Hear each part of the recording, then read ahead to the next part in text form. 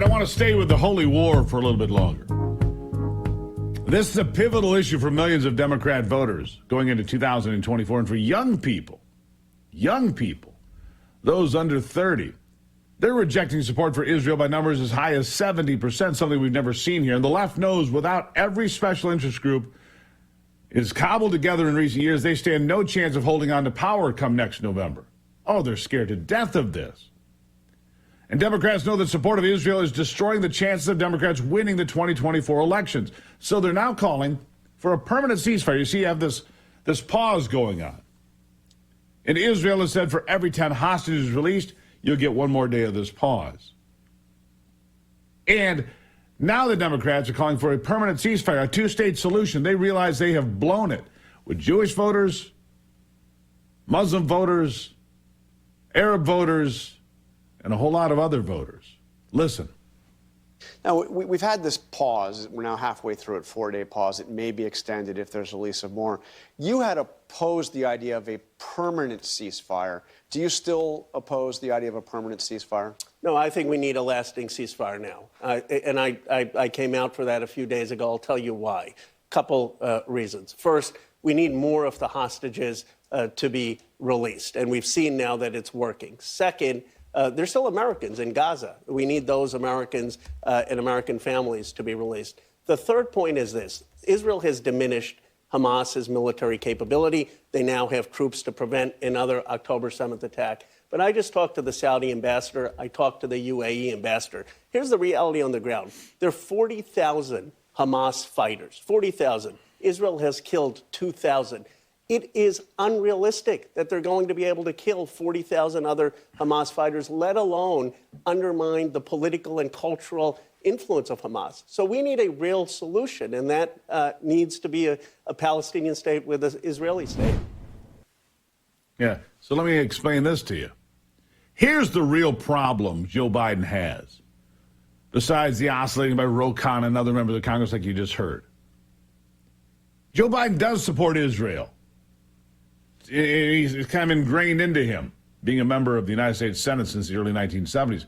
The problem is it's not very strong, his support. So he's wobbly. He's trying to have it both ways, and he's getting it not at all. This is driving Muslims away. They know full well, in a state like Michigan, for example, that could cost them across the board, as Democrats will likely get punished. The ones who support Israel, anyway, over Hamas. We're talking about next year. And we all know this war in Gaza is far from being concluded, as the IDF has a lot of work still left to do. We know that. Jake Sullivan admits that. It's like the efforts to destroy Hamas will continue in a few days. In fact, it's pretty much certain. Listen. And the Israeli defense minister has said that when this 4-day pause ends, they'll go back to the fighting with all intensity. Is that your expectation, or do you believe that this pause may be extended for the release of more hostages? There's still going to be some 150 more hostages held by Hamas.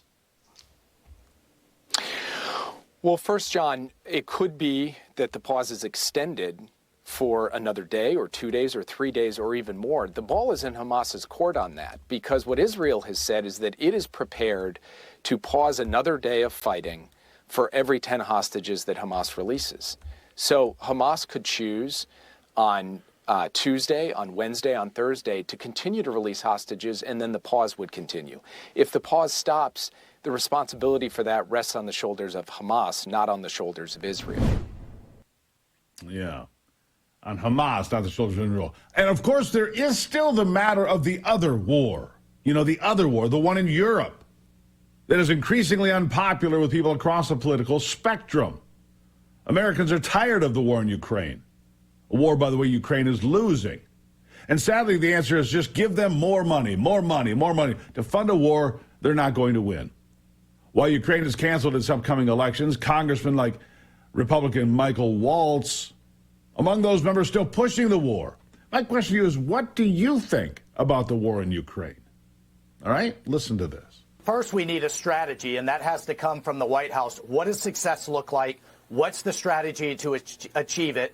And are we giving the Ukrainians exactly what they need to win? We don't need to be paying their teachers or first responders as humanitarian aid. We need to give them what they need to win. What's so frustrating is you're seeing Iran now providing missiles, drones, and all kinds of equipment to Russia to use in Ukraine.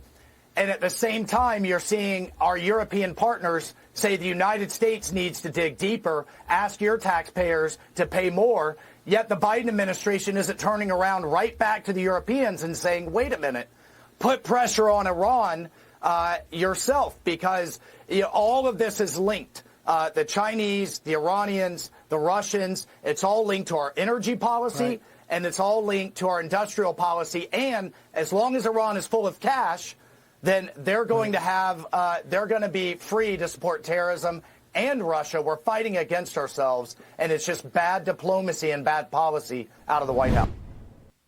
It is bad diplomacy. It is bad policy. And because of the weaknesses of Joe Biden, Russia and China are becoming much closer. In fact, there is talk of a literal tunnel to connect the two communist dictators, Vladimir Putin and dictator Xi, in pursuit of global domination. Yes, Joe Biden is a very dangerous man because incompetence is very dangerous right now at any level. Yeah, I'll have more on this in the next hour or two. Victor Davis Hanson, you're going to want to catch that as he lays out the multifaceted attack on American and therefore Western culture, be it from the media, compliant media, the classrooms, any level, K through 12, plus the universities, of course, the media that you consume, television, radio, Hollywood productions and movies and so forth. We'll talk about all of that coming up in the next hour. You don't want to miss that with Victor Davis Hanson. All right, we'll take a break here. It's the Steve Gruber Show. Good to see you. Hope you're over that whole ate too much turkey and stuffing thing. I am. Did well, actually. We'll be right back. It's the Steve Gruber Show.